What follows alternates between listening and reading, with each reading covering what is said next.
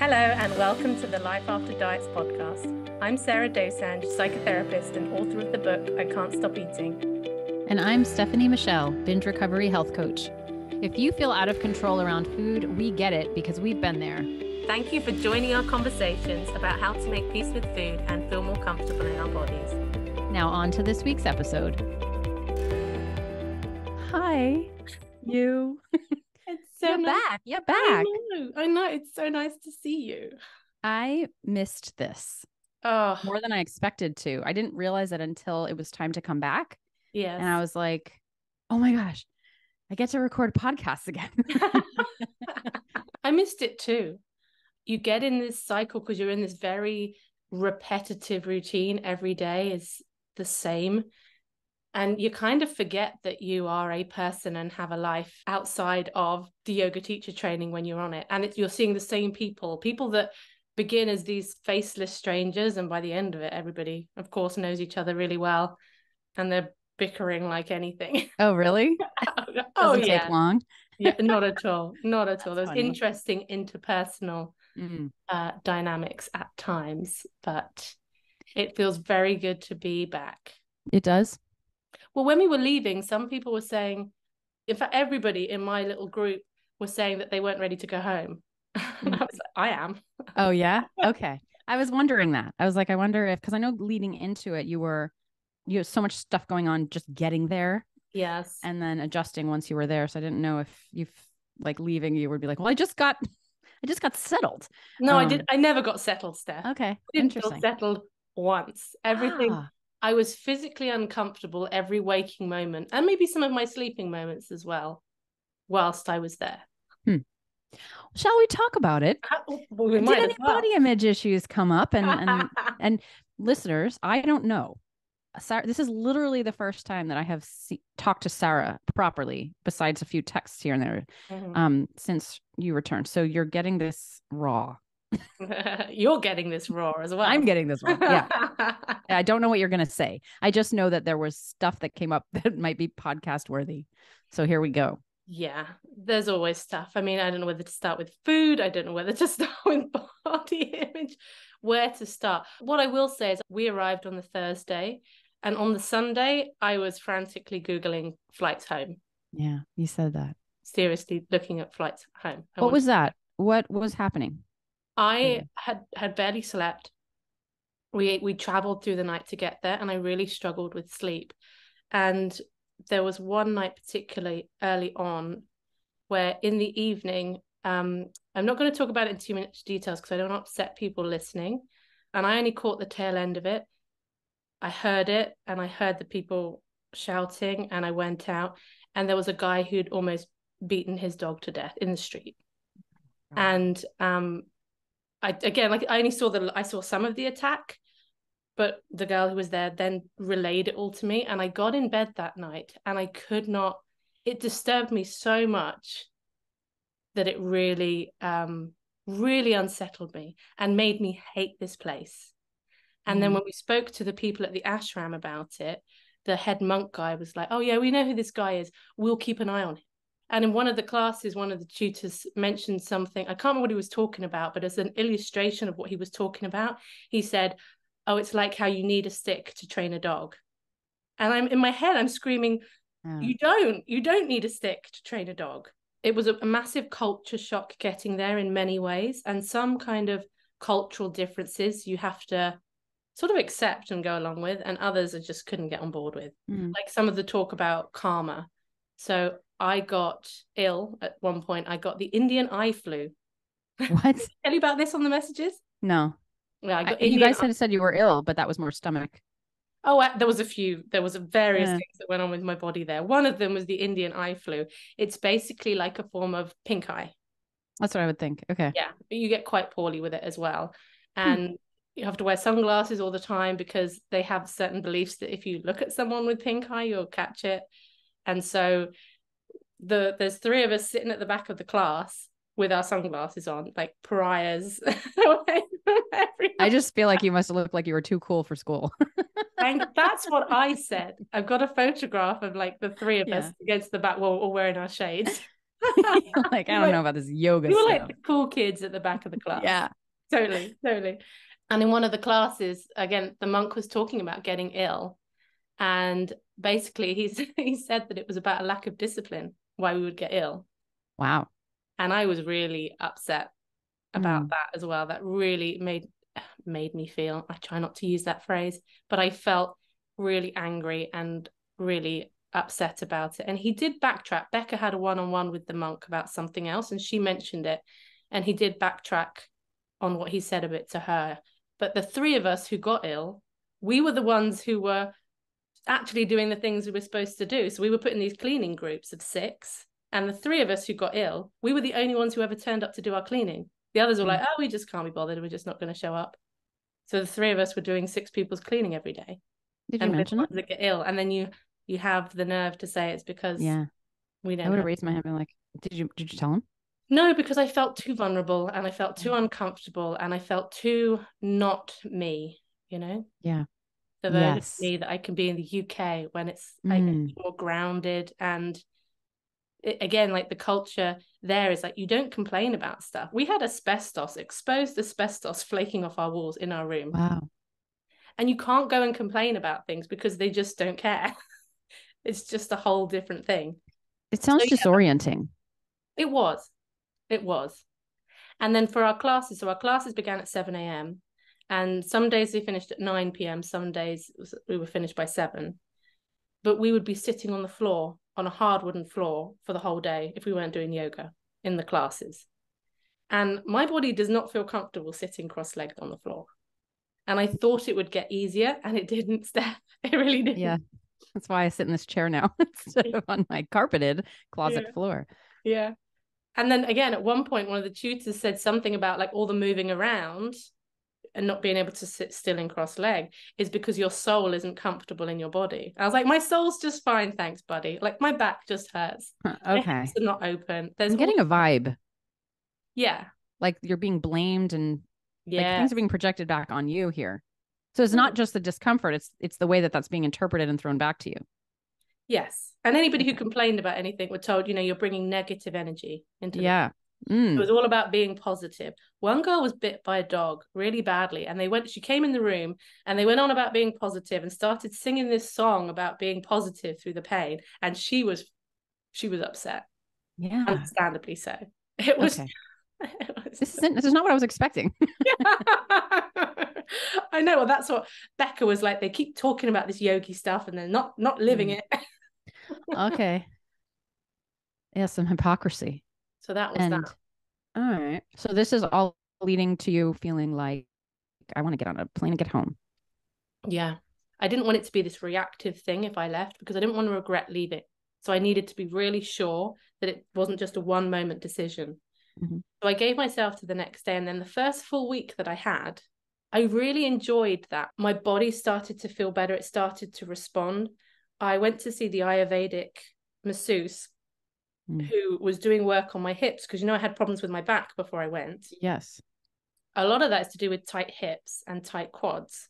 So he was working on loosening all of that up, and I could feel my hips opening more. And that was quite exciting to see this change in my body, and my body feeling a little bit more flexible.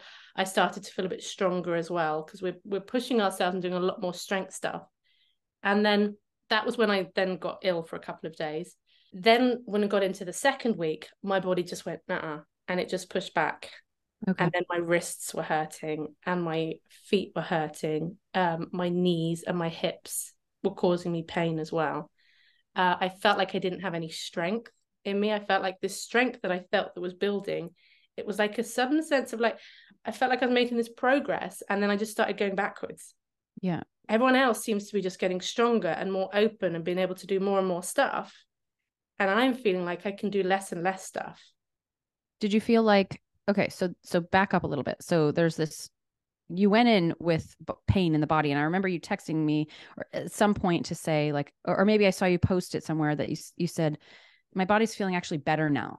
So there's this period of time where your hips are opening, your body's sort of responding in a positive way, what feels to be in a positive way. And then it starts to backtrack. But in that in that time where it was starting to feel better, was there an inclination to like, I want to just stay in that space? Like, this is a good pace for me, rather than moving into the strengthening and pushing it beyond that? Did you get pushed beyond the capacity of your body's, you know what I mean? Like, was your body like, this is a good space for me, I want to hold here? Yeah. And then, yeah. Okay. So yes and no. So when I got there, I was like, whoa, this is hard. And then I went into it and I was able to do it and my body started responding. But the minute it did, we were then pushed to the next level. Yes, that's what I'm saying. So it wasn't this case of like, oh, right, we're going to work at this intensity. Right. So it's too fast. It kept going. Yes, that's what it felt like for me, for my body anyway. Right. But the sense was that it was absolutely fine for everybody else. Okay. But it wasn't for yours. No. You know, like your body did find this place where it was okay and potentially even like thriving. But then was it comparison that came in? Did that show up for you as far as like, everyone else seems to be okay with moving faster or beyond this point? I need to stay here. I should be doing, sure. I should be able to. Yeah. It was like this. It felt like this confirmation that this is what always happens to me. This always happens. Every time I push my body, initially it responds well, whether it was running or whatever new thing I want to try and do or get my body to do. It goes, yeah, and then it goes, nah. Okay. Like I can't. There were a few yoga sessions that I couldn't do them. So the option was, if you couldn't do the yoga class for any reason, was that you sit at the front and you observe the class. So when I started to get pain, and the pain in my wrist, I couldn't ignore. There was just no way around that. It was required for so many things. And also because of the heaviness and the strength that it felt like left me, I was then suspecting that my growth hormone medication had overheated, because it's supposed to be kept below 25 degrees. And it was just hot in India. And our room was supposed to be air conditioned, but there were constant power cuts as well. Yeah. And the air conditioning would kind of go off and on. So I worried that my medication had got too warm. So therefore, that was also impeding my recovery. When I'm sitting at the class and I'm sitting out of some of these classes, I'm doing some of them, sitting out of some of them, I was just constantly in some kind of pain somewhere in my body, and really trying to resist this compulsion in me to just keep telling everybody how much pain I was in. Yeah. It's like I wanted everybody to know. I wanted to shout it from the rooftops. I wanted them to know I'm sitting here because I'm in pain. I'm not sitting here because I'm not willing to push myself. Yes. I'm not willing to do the work. It's not because of that. And to begin with, when it first came on, especially with Becca, I was telling her quite frequently. And then I just started shutting up about it. And I was like, you can't keep trying to convince people and making sure everybody understands what's going on for you. That's not, I mean, people probably aren't even thinking about you that much. They're not even like, yeah, but this is such an impulse people have. Yeah. So then we get on to week 3, whereas week 2, I sat out of some of the classes because I couldn't. I was in too much pain to do it. And week 3, I had to really think, okay, what can I do? What can't I do? And I thought, 90 minutes of yoga a day, that's my limit. Like, I can't do both classes. It was 2 90-minute classes a day. One of them was Ashtanga as well, like the full sequence of Ashtanga, which I don't know if you know it. I fortunately didn't before I went. Otherwise, I think I would have been really panicking. I'm assuming it's just more physical. Yeah. Like the chaturangas where you like bring your body weight down and you go through. There's probably about 40 of them in a class. I don't like those. I don't have good upper body. Not to mention there were so many other poses that involved, there's one sequence of about 4 binds, where you bind and you put your arm around and you like bind behind, you bind your leg, like your arm. It's really hard to explain verbally, but it's these binds and my body can't do them. So in that second week where you were sitting out more often, what was happening? I know that this affects your body image. Yes. So how were you managing that? So I'd get myself worked up and then I would read a couple of pages of Eckhart Tolle. Right. Okay. Most evenings. And it would just really help me reset and let go and just accept, because it was, when I'm not feeling great, I just want to be at home and I want my home comforts, and you're away from everything that's familiar. Everything is uncomfortable, from the temperature to the fact that you can't really get your clothes clean, and then you can't get your clothes dry because the humidity is so high. So like you just feel really gross all the time, and you're sitting on the floor all the time as well, and the beds are really hard, and the showers are kind of gross. Do you know one of the things I miss the most, and I don't know why it was such a thing for me, not being able to brush my teeth under running water? Because you've got your toothbrush, you've got your bottle of water, you don't want to have to keep going back and forth to the water filters on a different floor. And so you're putting a tiny bit of water on your brush. So it's like, it's not enough water in your mouth. Yeah. And then normally I would turn the tap on and I would use a toothbrush to kind of like scoop a bit more water in my mouth. And you just can't really do that in the same way. So I was so excited about it. Are you, now that you're back, are you binging on the water? Mm-hmm. Mm-hmm. This is what happens. Yeah. So I'm going to treat myself tonight to an extra couple of rinses. All right. So you use Eckhart to help you. Yes. And for those unfamiliar with him and his work, what is it that he grounds you back into? What's the messaging there? I kid you not, I would pick the book up and I would just open it randomly anywhere and read a couple of pages, and it was invariably exactly what I needed to hear. Okay. What book? The Power of Now. The Power of Now. Yeah. Okay. Because there was one day I remember opening the book and he talks about the dysfunction of wanting to be somewhere that you're not. And I had been really resistant to the fact I was in India. I remember one morning waking up, and my wake up thought was just, can I just have one morning where I wake up and I'm not in India? Oh, can I get a pass day? Oh. It just felt like Groundhog Day, those mornings, waking up in the morning and being like, oh yeah, I'm still here. Does any of this, I feel like I know the answer to this, but when you feel this way, does it impact your body image in an aesthetic way? Not as much. Not as much. I was much more conscious that I felt like I was always slumped and I couldn't get my body to sit still or comfortably. That was much more on my mind than appearance. I mean, I'm trying to think, maybe a little bit at times, but not. I mean, the fact that you don't even resonate with the question, because for me, this is where I would direct that energy to the way my body looks. Not necessarily its discomfort or its capabilities, but I would start to pick apart, and I would actually start to feel physically the expanse of myself taking up too much room. I know that I would start to look at certain parts of my body as, I can't do this because I'm too big here or there. And that would have, and I'm naming this because I know that you don't necessarily do that. Before you left, we talked about the difference between us in body image, and yours is more focused on what you can and can't do. And I'm more likely to focus on how it looks. And I just want to name it for those who like, just to identify that when we feel this amount of discomfort, that oftentimes that can be projected into the aesthetic part of body image. And I think it's interesting that you don't, and to watch that, like, to me, I'm listening to you. I'm like, that's so interesting how it wouldn't even go there. Like, you're staying in the place where it's actually just uncomfortable without having to project it.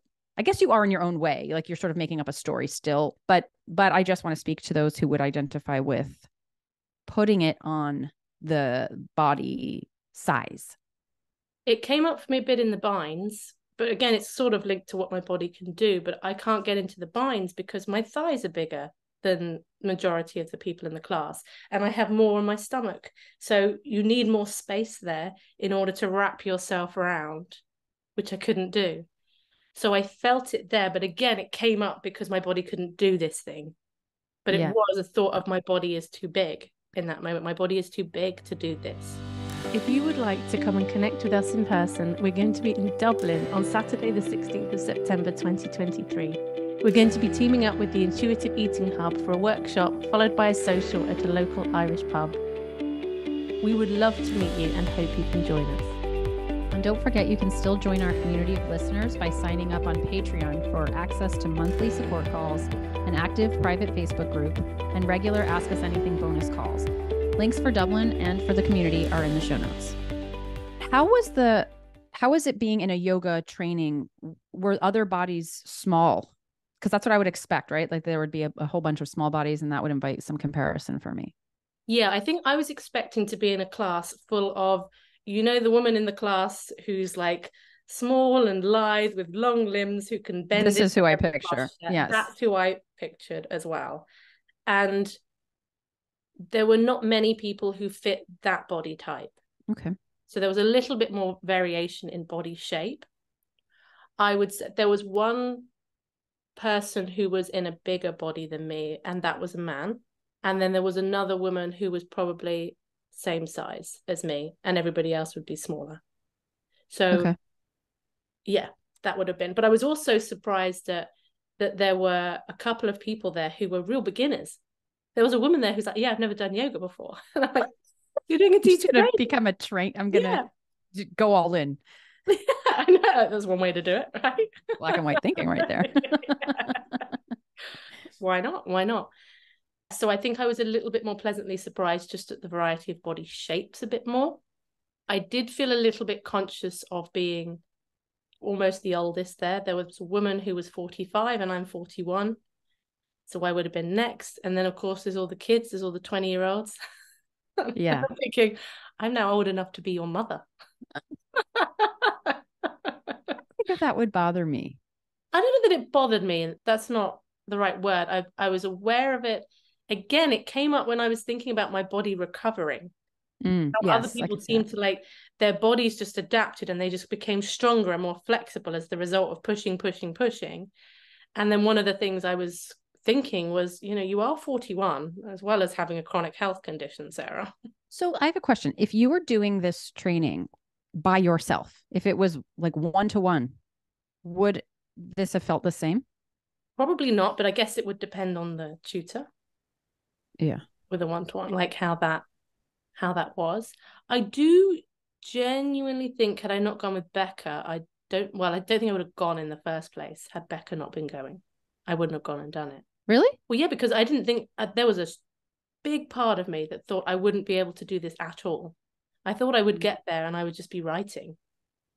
Right. That's right. Yeah. How are you now? The interesting thing is I've come back and I can feel how much stronger and more open my body is. So it really did change significantly. Like there are things that I can do that I couldn't do before. How's your pain? My back is fine. My wrists, I felt a little bit of some niggliness in my wrist this morning when I was doing some yoga. So I think I might just stay off them for a day. Look at me staying off them. Yeah. Yeah. See, this is the lesson. Yeah, let's reflect on that part. You broke it down sort of into week by week. Yes. How do you see that in retrospect? Like, for example, we were talking at one point about that there was a spot where where your body might have been like, I'm cool to stay here. And then it got pushed beyond its limits. How do you see that now? Do you feel like that was productive or not? Like, what do you take from it? So I think in that third week, when I made the choice not to do certain yoga classes as a preemptive measure, because I just knew it was going to cause pain, that I think was an important learning curve for me to do that, to be able to just to say no. Because I've also been conscious and I've noticed it since I've got back and felt this strength that I have of going, oh, well, I don't want to lose this strength. So I need to make sure that I carry on like pushing to my edge. And I noticed that the last couple of days. So when I felt it in my wrists today, I was like, okay, you need to trust that you can take 2 days and everything's not going to suddenly unravel. Mm-hmm. I'd be curious to see how that plays out over the next couple of weeks. Like, I would feel this way too. I would notice it anyway. I don't know how I'd respond anymore, but I don't know if I would call it like a scarcity of like, I'm going to lose it. I'm going to lose it. I need to keep it. I need to keep it. Yeah. I would do that with weight loss too. This urgency to hold on to, fear of loss. Yeah. Yeah. Yeah. And from a food perspective, I was hungry a lot. I was unsatisfied a lot. Yeah. I'm interested in that. I feel like I would react really strongly to that. Feeling like did it feel like you didn't have access to what you needed or wanted or as much as you needed or wanted? Okay. Yes. Yeah. That so these biscuits from home. I thought, somebody said to me, why don't you make sure you bring some home comforts with you? So I brought with me a packet of Fox's salted caramel crunch. I know you're not a What the heck is that?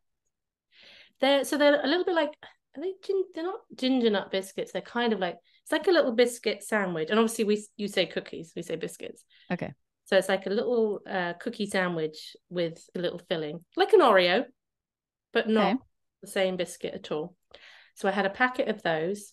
I had a packet of Jammy Dodgers. Nope. all the British people are going to get this. So it's like shortbread. Again, a sandwich of shortbread with some jam in the middle. Okay. I wouldn't want that, but okay. Mini cheddars? No. I imagine like Cheez-Its? Cheese biscuits? No. So they're biscuits, but they're savory, these ones. Okay, no. I'm sure we have that, but not called that. Velveeta. I know what that biscuits. is. So they come in. Oh, you don't know what the Beccas biscuits. I know Velveeta is, but not biscuit Velveeta. And then a big bag of granola, because I know that the food is just going to be spicy food all the time, even breakfast. At some point, I am just going to want a plain bowl of granola. Was it sweet granola? Yes. You have some sweet, because when I went to India, I remember feeling this huge lack of sweet. There's not a lot of sweet there. No. And even in the desserts, I remember there were always rose, like they're always like flowery. I don't like this. I want some sugar. Okay, that was smart to bring. Yeah. And when I talk about this, because Becca might be listening and haven't talked about this, Becca, sorry, Becca, I love you. This is retrospective, so I really don't want to make her feel bad. So I bought these biscuits with the full intention I would split them 50-50 with Becca. Right? I think I know what you're going to say. I also have in my mind that it's psychologically important to me that this lasts the full 3.5 weeks. Because to run out halfway through and just not have it available, just psychologically, like I felt like I needed that. And so we have the biscuits there and when we have them out, and it was just a couple of times when they're not big packets, when Becca's taking 2 biscuits. In my mind, I'm watching these biscuits going down and I'm like, they're not going to last the 3.5 weeks, so just let it go and just go with it. So I let that go and it was fine. Like I sort of recalibrated a bit, but she wasn't touching the Velveeta. She hadn't touched the Velveeta at all. Oh, Velveeta. Yes. Yes, we have those. I thought you said Velveeta. Like the cheese. Okay, go ahead. So are they in little packets of 4? Yes. Yeah, so it's the same thing. So it's a pack of 5 little packets of 4. And Becca wasn't interested in them. So all the other biscuits were gone, like halfway through, maybe a week and a half, they were gone. But the Velveeta was still there. And so mentally I was like, okay, that's fine. That'll be fine if I just have that till the end of the holiday. It wouldn't even matter if I went a week and I didn't have any. In my mind, it's just about there being something there, you know. And there's a moment now I'm going, Sarah, you're really overthinking. Like I can feel a bit of judgment coming in now as I'm talking about this, and I'm just going to kind of name it. Anyway, so it's probably about 5 days to go. And hold on, just in case any other people judge themselves for that kind of thing. To me, that makes a lot of sense. Yeah. Like to know you have that something is available. I think that's huge. Yeah. Yeah. That's like, that's security. Yeah. So there's the last pack of 4, 5 days to go. And in my mind, it's like they need to be there on the last day. Doesn't even matter if I never eat them, but they need to make it to the last day as like this sense of like an emergency or something. Yeah, just in case. You are safe. And then with 5 days to go, Becca's like, oh, can I have one of the Velveetas? And my face just fell. And I was sort of went, and she's like, oh, I don't have to. She goes, I'll only have one. And I was like, no, it's fine. She goes, I won't if it's not. And I'm like, it's fine. She goes, but I'll only have one. And in my head, I'm thinking, she'll have one, but then the other 3 are open and they're just going to get soft, right? You know, they kind of come in this sealed packet, and I wanted that sealed packet at the end. And in my head, I'm just going, Sarah, let this go. Just let it go. Like it's not important. So I did, and I persuaded her to just have the Velveeta, and she did. And those 3 biscuits I kept to the very last day. Oh, you did keep them. Yeah, okay. yeah. How did it feel once she'd had it and you got this open pack? Like once your worst fear was realized, like it had already happened. Then what was it? Then it's kind of easier. Yeah. It's that moment where it's like, okay, this is happening. Oh, yeah. I think it's so much happen. harder to predict it happening and to fear it happening than when it actually happens. I find this very common. And it was kind of a case of saying to myself, Sarah, you'll be okay. Like, it's okay. Like, even if the biscuits go, it's okay. It's okay. That kind of reassurance. I'm surprised knowing you. I guess I'm not entirely, but I could have also seen you saying, like, no, I want to save this, like to explain and to say no. Never. But maybe because you have a judgment about it yourself. Yeah. That you weren't firm in the. Yeah. You didn't feel comfortable to say it. Yeah. I was like, you should be okay about this. Okay. This is just biscuits. You should be okay. You'll be okay, kind of thing. So that was part of it. But another thing, I was very conscious with this feeling unsatisfied and feeling hungry a lot. I was very conscious of, is there a backlash waiting for me when I get home? Right. And I talked about this with Becca at the time. I thought I need to say this out loud and talk it through with someone. And I don't know if most people listening to this would know or not, but Becca helps us out on the podcast and she works for Eating Disorder Charity and has recovered from her own eating disorder. So she gets it. You know, if you're going to talk about this kind of thing with anyone, Becca's your girl. Yeah, so talking that through with Becca was helpful. And she said to me, she said, well, what do you need then when you get back? And I thought about it and I thought, what I need actually is just the intention that I always come back to. And that is, I can have whatever I want. Let me just try to really savor everything I have and really enjoy it, because what I don't want is to go unconscious. That's the risky bit with me. And when I was talking to my friend Carly about it, she's a therapist but hasn't had food issues in the same way. She said, well, that just sounds really normal to come back and to want to eat a lot of the foods that you haven't been able to eat. I know that it is not a disordered thing to want to do that when you get back. But if you struggled with binge eating, to come and to feel like you want to eat everything can feel really uncomfortable. Really uncomfortable. So I was really conscious. And then when I was thinking about it one time, I thought, well, let's just watch it play out. This is just an opportunity to see what happens. You know, this could go either way. Let's just see what happens. And did I tell you about my journey back? I know that the flight was canceled. The flight wasn't canceled. British Airways took me off flight. Oh. Our flight out was cancelled and we had to rebook through Virgin. So I phoned BA and I said, this is not relevant to the podcast, but I'm going to have a rant about BA anyway. I phoned BA and I said, I need to cancel I want a refund for the outgoing flight that you've cancelled and I want to stay on the inbound flight. And they said, fine. I said, you won't take me off the inbound flight, will you? No, you won't get taken off the inbound flight. Get to Delhi airport and I'd been taken off the inbound flight. But Becca hadn't. Because we were on two different bookings. For whatever reason, the mistake got made with mine. So I'm at the airport at 5 a.m.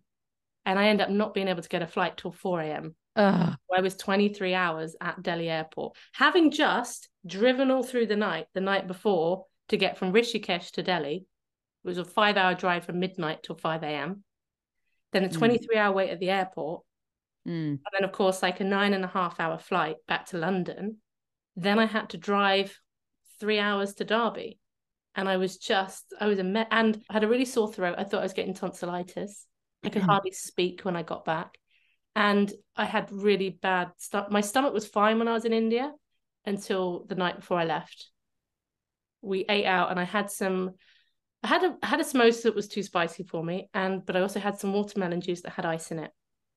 So one of those two things caused a lot of stomach upset. So then I was traveling with my throat. I could barely speak. I was in so much pain with my stomach. I also had menstrual cramps as well. So I had 2 lots of cramps going on.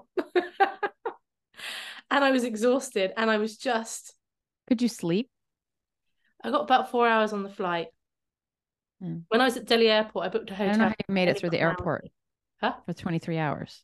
I booked into a hotel at the airport, but I only got an hour's sleep. I just couldn't sleep. So food-wise, it was just really strange because I'm kind of at the airport and I have a few meals, but because I'm up all the time, I'm eating every few hours. And then when I'm driving to Derby and I'm just exhausted, I stop at the service station and I get some sweet and salty popcorn, and I got some chocolate covered marshmallows. And it was interesting doing that at services as well, because services used to be such a trigger of a place to buy binge foods. But I was like, it's okay. It doesn't matter. You can have these foods. You know, I really wanted the sugar to sort of perk me up and keep me going. And then since then, I have just thoroughly enjoyed my food. What have you had since you got back in particular that you've enjoyed? Well, my breakfast, the first morning here in Derby on Tuesday morning, I had my oatcakes with hummus and cucumber and carrot and a yogurt, and I had some cheese with it as well. And it was just incredible. Yeah. It was absolutely incredible. What were you having for breakfast there? Some mornings it was like spicy noodles, like pot noodles. There was a couple of mornings they did this porridge, which was, I really didn't like the porridge. The food was very sloppy. So you're always eating slop. And I know you talk about textures a lot and crunch. And it's not something I'd ever really felt had much of an effect on me, but I really missed crunch and the difference in textures. Yeah. And then lunch would be rice and dal and some kind of vegetable curry and chapati for lunch and dinner. Meal times would come and I was hungry, but I would think about this food and I was just like, I don't want it. Yeah. I just don't want it. Would you find yourself thinking about food outside of meals when you were there? From day 4 onwards, and I still haven't had it, but I don't know why. All I wanted was a jacket potato with tuna. I got really obsessed about that, and I haven't had one for ages. With tuna fish? Yes. Huh. Is that not a thing in the US? Putting tuna fish on a jacket potato? It's quite a popular filling here, I'd say. Interesting. I don't know about that. No, thank you. That's nice. No, thank you. Well, I wasn't offering. Good. So sometimes it's surprising the things that kind of get stuck in your head that you really want. I really just kept thinking and fantasizing about that from quite early on, but didn't think about it once since I've been back. Really? You didn't have it? Mm-mm. How long have you been back now? A week? Got back on Monday. Oh yeah, so not even a week. Mm-mm. Okay, so you're enjoying your breakfasts, your hummus, yeah, cucumber, carrots, the crunchies. Yeah, the differing textures anyway. To me, that's what that sounds like. Yes. There's like different textures in one. And cold as well, because all the food there's hot. That's interesting because it's so hot there anyway. I know. They serve it hot. And it wasn't spicy either, which was fine by me because I don't like spice. But it was actually really bland because they don't use onions or garlic either because it comes under Sattvic food. So it's supposed to be really simple. It comes under what? Sattvic is a type of like yogic way of eating. So it's vegetarian, but you don't have too much flavor because too much flavor makes you horny and bad or something. That's very interesting, actually. To me, and I feel like I don't know if I should say this or not, but it seems like almost under that discipline, your fault, toxic positivity lens. 100%. And that was something that Becca really struggled with as well. Whereas we agreed on what was going on. There was just too much of this. You're supposed to be positive. You're supposed to be happy. You're supposed to be this all the time. But Becca wanted to understand more about that. The philosophy teacher, for example, I just dismissed him as going like, well, this is just what he is and this is just what he's teaching. Whereas Becca's like, well, no, I want to ask him about this and I want to get his opinion on this. And I was like, I don't care about his opinion. So I really actually admired in her that sort of pushing forward and going, I want to talk to this person. So she had a one-on-one with him to ask her questions because it was all very simplified. She's saying, well, what about people in trauma? They can't just do this and they can't just do that. Whereas I'm just like, they won't get that. I'm much more dismissive. Whereas Becca took that as I think she took it as I know my own mind, which there could be some truth in that as well. But I'm also much more quick to just dismiss. I don't think you have any answers for me, so therefore I'm not going to ask you any questions. Okay. Yeah, it just kind of takes away the curiosity. Yeah.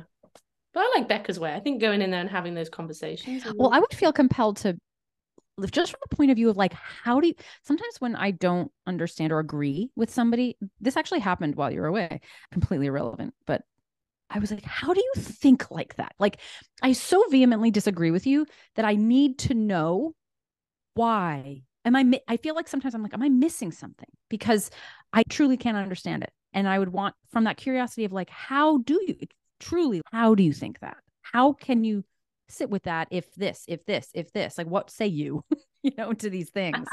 I'm fascinated by that. Did she come out with answers? Was there any clarity from that? Well, when she spoke to him one-on-one, she said he was much more nuanced in his approach than when he was teaching the class. Because Okay, you're that's teaching helpful. the philosophy of yoga. So there are certain rules and ideologies about it, and you're being taught that, and it is simplified for a class. So she said he was much more nuanced and could accept and look at other ways and appreciate that there are other things to be taken into consideration as well. I think that's important because I think that when we are a collective, and I'm gonna, I'm relating this even to diet culture, not so much diet culture itself, but more like people who represent that. I think that there is sometimes this feeling of me against them or them against me. And when there's a collective them, it's very isolating and you can feel really like disconnected. And then when you get into the one-to-one, like the dynamics of something more individually, I find that there's much more nuance. I even feel this way. I don't know if this is relevant, but I feel this way when I have comparison with people around me that I don't know very well, like other moms sometimes. And as a whole, I feel like this certain energy exists and this certain value system exists. But then when you talk to people one-on-one, you realize there is a lot more nuance. And I think that's something that actually helps me in general. Remember that there often is a sense of something when you don't know the details about it. And then to go into the details is actually quite helpful because you feel like, oh, okay, it's not as far away as it feels at first. And we did a women's circle on the last week because there'd been some fractures in people's relationship with one another. Have you ever done a women's circle? No. It was really cool. It was really cool. I really liked it. And we were led on this sort of guided meditation. And then we sat up and shared, and people were just really raw and really vulnerable. And there was one. Wait, a women's circle. Like I've been to yoga retreat type things and we've done circles with sharing, but what is a women's circle? How does that differ? Well, it's all women and it's quite ritualistic. And we did it ourselves. This wasn't something that the tutors did. Okay. What do you do in it? We did some dancing. We did like a guided meditation. We did some sharing. There was a lot of incense going on and candles and stuff like that. I like that. Yeah, it's interesting. It was a really amazing atmosphere that they created with everything, the girls that put it on. And so there was one girl who shared, a lot of people shared lots of deep things about their story and pain that they'd gone through that, again, like I just would never have imagined. One of the girls, I remember I had so many times thought she was so rude. Yeah. And actually she shared some really deep stuff about what she was going through and what she was struggling with. And when it came to me, I responded to her a bit from what she'd said because I saw some parallels and whatever. And then the two of us had some really lovely moments after that together. Yeah, yeah. So that was just really, more than half of the circle were just crying their eyes out. There was about 20 of us or something. But yeah, that was I think that was probably, maybe even for me, the highlight of the whole time there. Because obviously on this episode, I've talked about the challenges because a lot of the lessons are in the challenges. And whilst I wouldn't say there were many, if any, times that I felt completely carefree, there were many moments of connection and I don't know what the right word is. Most useful. It was just kind of like connection and belonging and experience. And there were some good moments too. But it wasn't easy. I wouldn't say any of it felt easy. Are you glad you went? I'm glad I went. I got my certificate. I'm a qualified yoga teacher. Now it's time to just put on some stuff, figure out what I want to do with it, how to combine it with some things. So I'm really glad I went and got my qualification. On the other side of it, yes, I'm glad I went. Had I known beforehand, been able to see everything that was going to come, I wouldn't have gone. Okay. So you wouldn't go again. Well, it's funny because as I was leaving, I was thinking there's no way I could come back and do it again. I don't know if I could step foot in India again. Did any part of your experience have to do with the fact that it was India as a culture, as half of your culture? I think background? possibly, yeah. I don't find the Indian culture easy. And for the listeners, I don't know if everybody would necessarily know this, but I'm half Indian.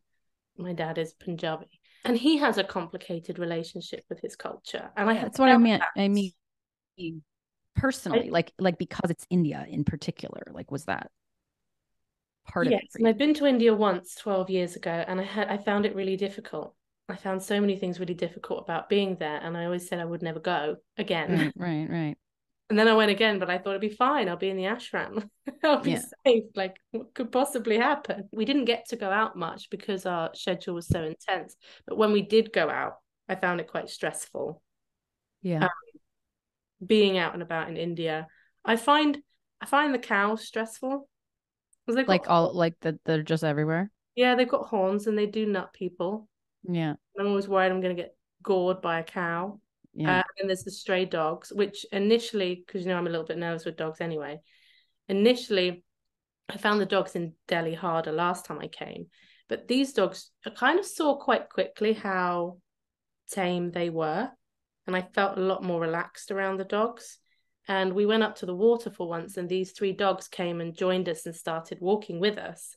And then we sat down by that, and they kind of sat on the outside. And I remember looking at them going, oh, they look almost like they're protecting us.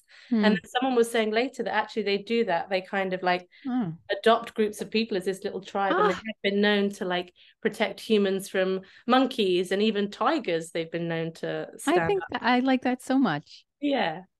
I really like that. I'm not afraid of dogs, so I think I would like that a lot. Yeah. I had a question. Oh, no, it wasn't a question. I was going to say yoga and women's circles for May retreat bookmarking, an idea. We'll get to that. Yeah. Well, my plan is some day workshops to play around with this a bit, to see what works in terms of combining yoga and therapy in a way that is accessible and helpful, particularly from an embodiment perspective if you struggle with body image. So watch this space for those. Spaces will be offered first to people in our community before anybody else. So if you want to make sure that you get in some of my early workshops, you might want to join the Life After Diets community. Details below. Plug.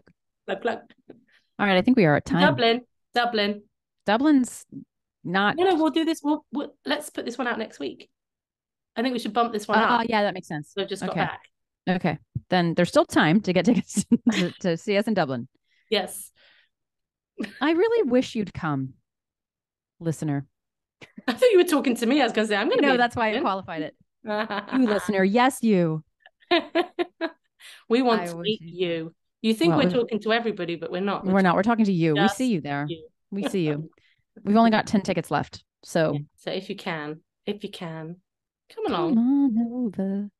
Come for the crack. That gets me every time. All right.